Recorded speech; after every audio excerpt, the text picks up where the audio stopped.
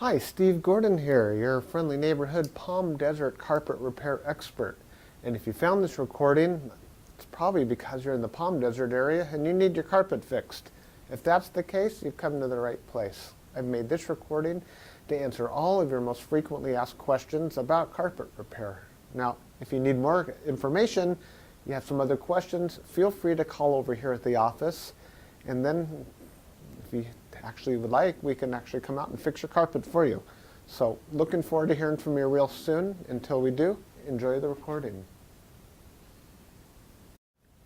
Hi, Steve Gordon here, your friendly neighborhood carpet repair guy. And I promise you one thing, and that is I'm absolutely not an actor. So if you're looking for an actor to talk about carpet repair, you've come to the wrong place. But if you want to know about carpet repair, whether it be carpet stretching, patching, Berber carpet repair, commercial carpet repair, transitions between your carpet and a floor, maybe your stairs need repaired, a seam could need repaired, or a few other things, well, in that case, you have come to the right place, because I'm going to talk to you about that, and I'm going to try to answer as many of your most frequently asked questions as possible. And before I get to that, I am going to talk to you a little bit about our guarantee, how to get an estimate, the bid, and a couple other details. So I hope you enjoy my recording, and please be patient with me because I don't have a script. I've got a dozen notes here to go off of, and it's just going to be right off the top of my head, and try to really just answer all the questions I can ahead of time so that you have a little bit of education when you call us, and I certainly hope you do. So first, I'd like to talk about the guarantee. When you call us, you're going to get a 100% unlimited, unconditional lifetime labor guarantee. And what I mean by that is that either you or your carpet or both are going to be completely, absolutely, and thoroughly worn out before you ever have to pay to have that carpet fixed again. So again, 100% unlimited, unconditional lifetime labor guarantee, that's forever. How you get your estimate in the first place is after you watch this recording, give us a call here at the office, and we're going to give you something like a phone guesstimate. We'll give you an idea of what you might expect to pay.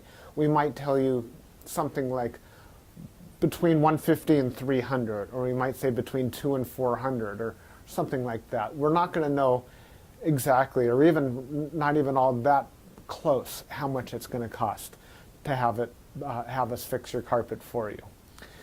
So if you feel like we're in the right sort of price range, then we're going to schedule an appointment to come on out and actually give you an absolutely free, no obligation bid. At that point, if you feel the bid is fair, and I'm sure you will because it's our business model to give you a fair price so that we could do the job right then and there all in one trip.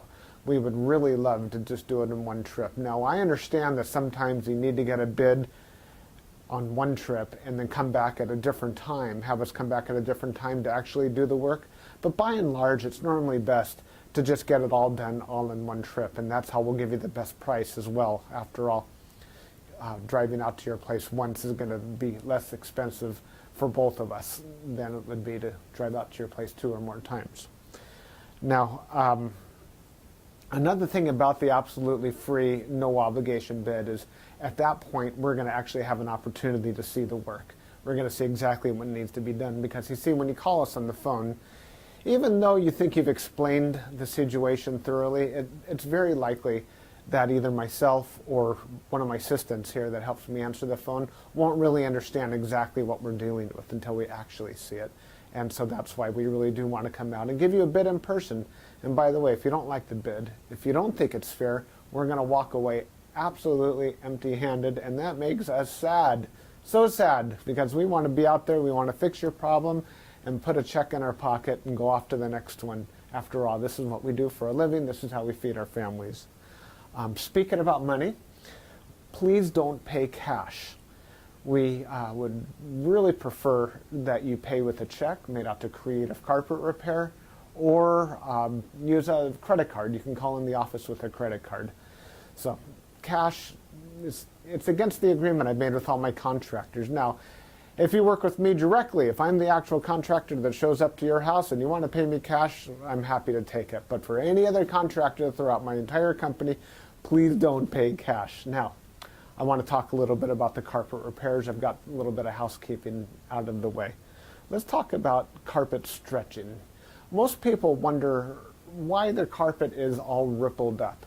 So if you look out at your carpet and you see more waves than the ocean, or it's more rippled up than you can believe, and there's peaks and valleys in your carpet and you're getting seasick just looking at it, or if it's a trip hazard, there's a real good chance that your carpet was never stretched in tight enough to begin with. You see, whoever stretched your carpet the first time around more than likely didn't use a power stretcher. Now what a power stretcher is a pole that it butts up against one wall on one side of the room, and this pole runs all the way across the room to a head that's on the other side. And when we push down on this handle, the carpet gets stretched, and it gets stretched so tight that we have no doubt at all that we're going to be able to live up to that unlimited, unconditional lifetime waiver guarantee. That carpet will never ripple up again. You have my absolute word of honor on that. And if I'm wrong, we'll do it again for no charge at all. When we stretch carpet in a room, it's always best to have the room completely empty. We can empty the furniture out of the room for you if that's what you need, but more often than not, the customer will want to get as much as possible out of the way. Now, don't strain yourself. Don't go moving a giant king-size bed or a dresser that weighs, more than 10 elephants. That's not cool. We have special tools. We have these sliders that we can put underneath the legs of the furniture. So even if your dresser weighs a couple hundred pounds and is harder than heck to move, we get those sliders underneath there and we can move that stuff around if that's what we need to do. So don't strain yourself moving the furniture. Also, if you have a king-size bed and it's just completely unreasonable for whatever reason to move that bed, quite often we could stretch the carpet in that room without moving the bed. It's a lot more work. Those poles that I spoke about, they go actually underneath the bed, so we stretch the carpet right underneath the bed to the other wall. And it's a lot harder. It takes us a lot more time and effort, but it can be done. So that's a little bit about carpet stretching. We use a power stretcher. We don't just kick it in with our little Susie Homemaker little knee kicker, and it leaves a little bit of extra carpet at the end. We cut off that excess, and you'll see how much carpet we cut off when we're done. We throw it in a bag, and we tuck in the carpet along the edge, and boy, life is good. It looks so much better. One thing that you might be aware of when we finish, though, is if you had large ripples, the carpet could be soiled along the top ridge of those ripples more than at the valleys, and that makes sense. Where you're walking, that's where it's going to get more dirt. So after you stretch the carpet, is a real good time to have the carpet cleaned. Also, the carpet's out of the room, and the furniture is out of the room, and it's just a great time to clean the carpet. It looks a lot better at that point. Mind you, like I said, this is unscripted, so I'm just going to talk to you about carpet repair. Now let's talk about Berber carpet repair for a minute. Berber carpet repair has rows. Well, Berber carpet has rows. And actually the word Berber carpet, or the name Berber, it isn't exactly accurate. Berber carpet actually comes from a place out in the Middle East, country or countryside, where the area is called Berber, the Berber people or something like that. Anyhow, it's a very expensive rug, Berber rug. That's the actual meaning of the word Berber rug. The Berber carpets that we find today are very similar. There's loops and there's rows, and if you pull on one of those loops, or rows becomes unglued somehow, it could make a run, what we call a Berber run. So when you pull on that thread, it's like it's unzipping right in front of you. It's like, oh my gosh, what has happened?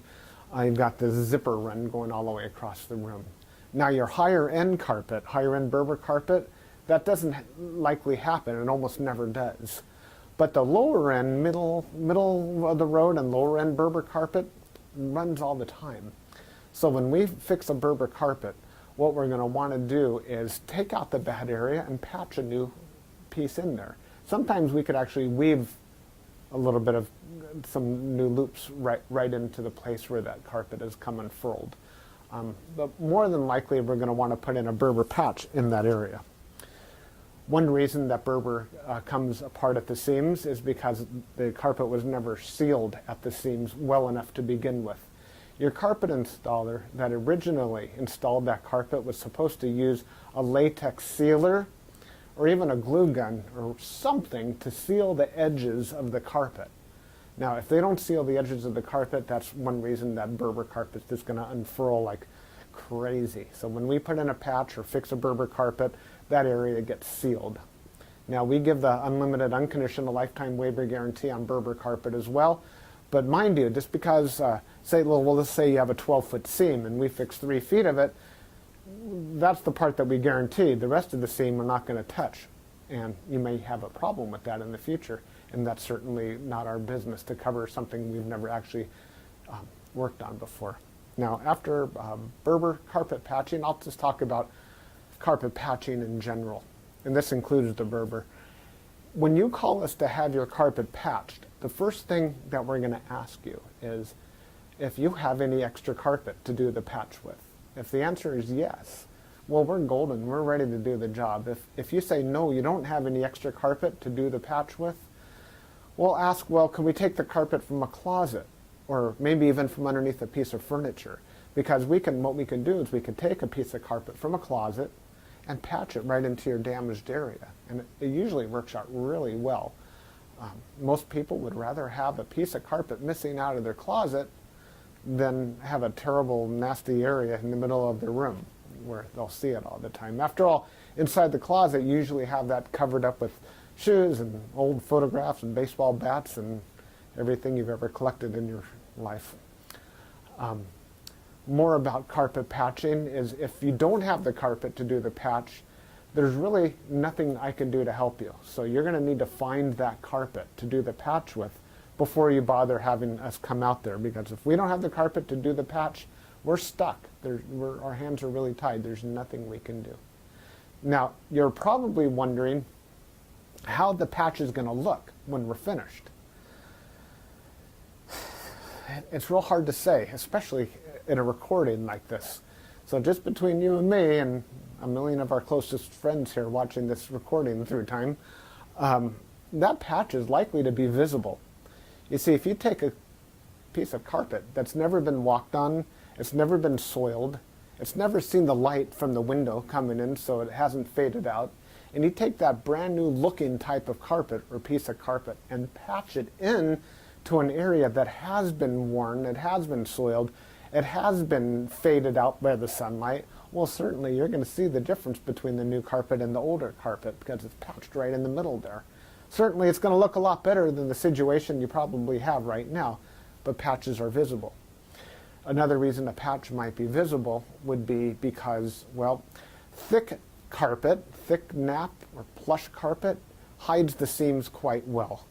A short nap carpet, like a Berber carpet, for example, or any of the commercial type carpets, they're very short nap. They show the seams far more. Another thing is that the rows have something to do with it. When we cut a carpet in the same direction as the row of the carpet, well, those seams are by and large less visible than the seams that we cut that cross the rows. When we cross the row, well, it's unavoidable to do that if that's what we have to do to make a patch. And those seams stand out a little bit more than the ones that go along with the rows. So carpet patching, that's what we specialize in. We could absolutely do that for you. Have the carpet available for us, and we also back up our patches forever, just like everything else, just forever and ever and ever. That patch will never come up. After patching, well, we could talk a little bit about pet damage also when we talk about patching. If you have an animal, a dog or a cat, or I've even seen it's been a bunny or a few other animals that have actually gotten locked behind a closed door. What'll happen is they'll get that separation anxiety and they'll try to dig their way out and they'll just rip the heck out of the carpet. That's one of the main reasons we'll do carpet patching. If that's the case, well, certainly it's just like any other patch. You supply the carpet, we'll put it in. However, if that animal didn't tear up the carpet, if they actually urinated on the carpet, there's a whole other thing we can do about that, and I'm going to need your help for that. what we'll do is we're going to ask you to go to the pet store or go online and buy twice as much of a product as you think you're going to need, maybe 4 times as much, to actually kill the odor. Now, the product I'm talking about is actually an enzyme, and what we'll do is we'll pull back the carpet, we'll remove the padding, clean the floor, and you'll pour this enzyme onto the floors underneath it all. And that enzyme will eat up all the proteins that contribute to the smell of the urine in your carpet. Then we'll put in new padding, and you'll pour that enzyme cleaner all over the backing of the carpet as well at that time. I'll reinstall the carpet, and then one more time we'll use that cleaner and we'll just soak that area of the carpet with that enzyme one more time. And that's likely to kill the scent altogether. That smell should be completely gone. If not, it's probably because your animal found another place that you don't even know about, and I'm sorry about that. There's nothing we could do about your animal. Now that we've spoken about pet damage, I like to talk about carpet to floor transitions. A lot of people call us because they've put in a new floor. Maybe it's a tile or a wood floor, and their carpet now needs to be finished along that edge. More often than not, we don't need to put in any kind of metal there. There's a lot of different types of situations where you do want a metal. If you have an apartment building and you want the carpet to last a long time between the carpet and, say, for example, a linoleum floor, we could put some metal there. There are flat metals. They're the type of metals that they're called, I've called them beat-down metals before. I'm not sure exactly what they're called. Beat-down metals, they're golden, they're silver, and the carpet goes right in there and it gets hammered down. Gives a nice clean edge, and it protects the edge of the carpet for a very long time. But if you're like most homeowners, that's not why you're calling us for a transition. You're calling for the transition because you just put in a nice marble or travertine floor, or maybe a wood floor. And so what we'll do with that is we're going to pull back the carpet and put in a new tack strip right up alongside that floor. Now that floor is going to be holding the place as if it were a wall. So here's your floor, here's your tack strip right in front of it. We're going to pull the carpet over that tack strip and tuck it in right there. So all you're going to see is a nice smooth transition between the carpet and the floor. Now, many times when you put in a new floor, it's important to put in some work into the subfloor underneath, and that might include using HardieBacker or some other type of material that raises the floor up even higher than it would have been. So let's just say, for example, you've got a 1/2 inch new tile and another 1/4 inch of underneath there of a HardieBacker, or it could even be more. It could be 3/4 of an inch altogether, or even more, that is higher than the carpet. That's extreme. It's usually not that high, but let's just say it is. If we just bring the carpet up and end it right there, well, you're going to stub your toe against that thing. You're going to be cursing to holy high heaven every time you do that. It's just not fun at all. Trust me, it's not. You'll understand if you ever do that. What we're going to want to do in that case is one of two different solutions. We're going to do one of two solutions. One is we can pull back the carpet quite far and use a product like a Fix-All, which is a very fine cement type product. And we're going to feather in a nice ramped area, so we raise the level of the floor slowly up to meet it. What's great about that is the floor and the carpet will be at the same level, then you won't stub your toe. What's not so great about that is when you're walking up that little ramped area, well, you feel like you're walking uphill. There's really no way around that I know of outside of pulling out all your carpet and floating a whole new layer of concrete, self-leveling concrete on the entire concrete floor and underneath. That's a lot of work. It's possible that would be the perfect way to do it if I were working on a $10 million home in Beverly Hills, that's probably what I would be doing. I would be raising the entire floor to be level with, so the carpet could be level with the floor. But here in the real world, what we'll normally do is rise it up with some Fix-All, or we could do it even easier. We could use shingles, cedar shingles. Cedar shingles are about that long, and that makes a nice little ramp up, and it normally works just beautifully. It's quick, it's easy, we can get it all done in one trip. So we're going to raise the level of the carpet right up to the level of the floor, and you're just going to be happy as can be about that. Some transitions are round, curved. Other transitions could be squared. There's 100 types of transitions out there. And if you look on the internet under carpet to floor transitions, you're going to see a lot of examples. Perhaps even on my website, you can see some other examples. And so when you call us, you can explain what you're dealing with, and that would help us with the program here.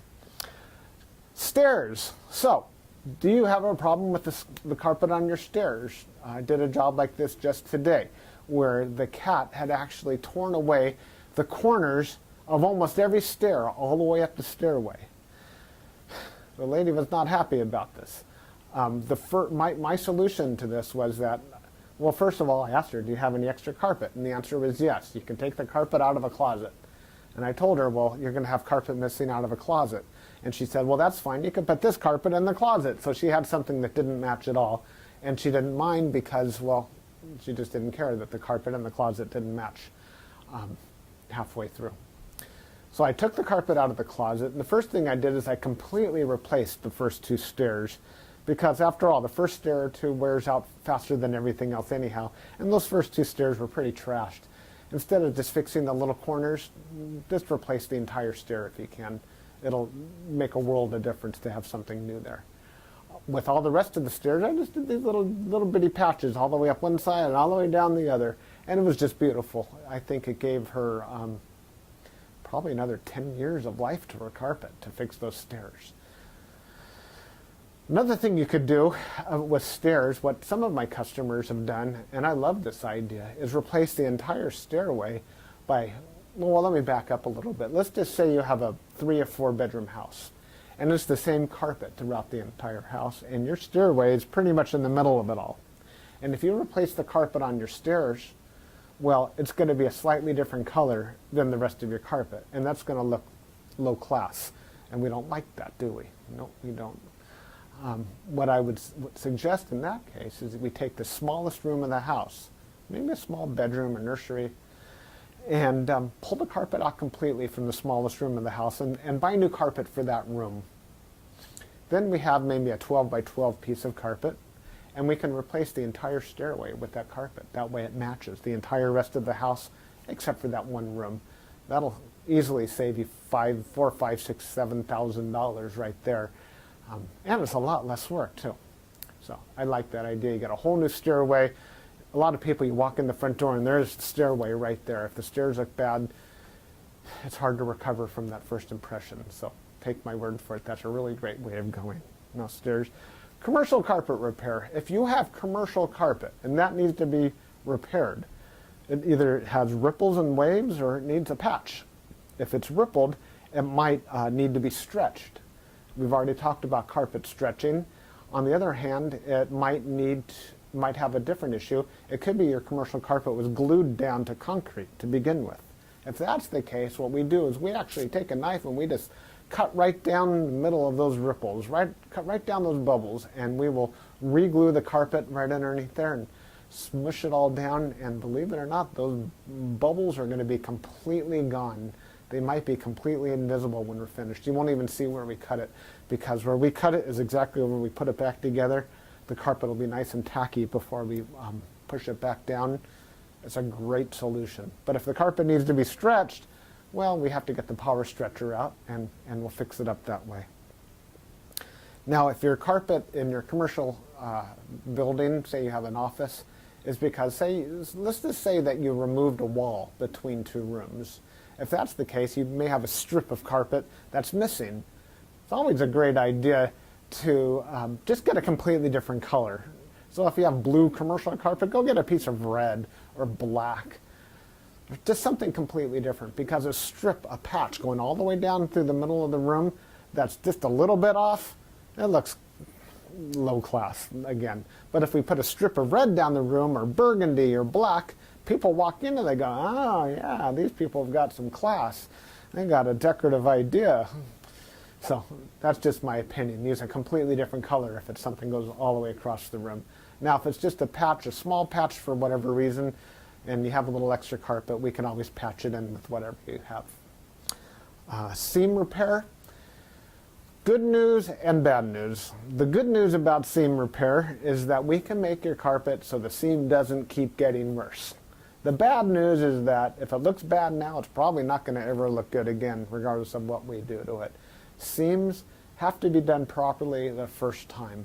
You see, when we seam a carpet together before it's installed, we'll use a straight edge and we'll cut down both sides of the carpet, and then we're going to seal the carpet on both edges, and then we're going to seam it together, and it'll be perfect.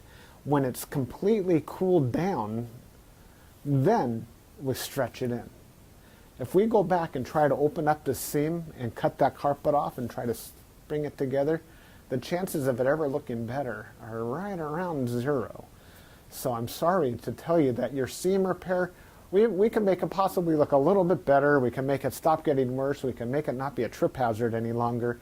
But don't have your expectations too high when it comes to seam repair. The last thing I want to talk about is flood damage. Now, if you're watching this right now and you've got a flooded out carpet, you are in a world of hurt, and I'm sorry. The first thing I would do if I were you is probably have about 3 fingers of scotch.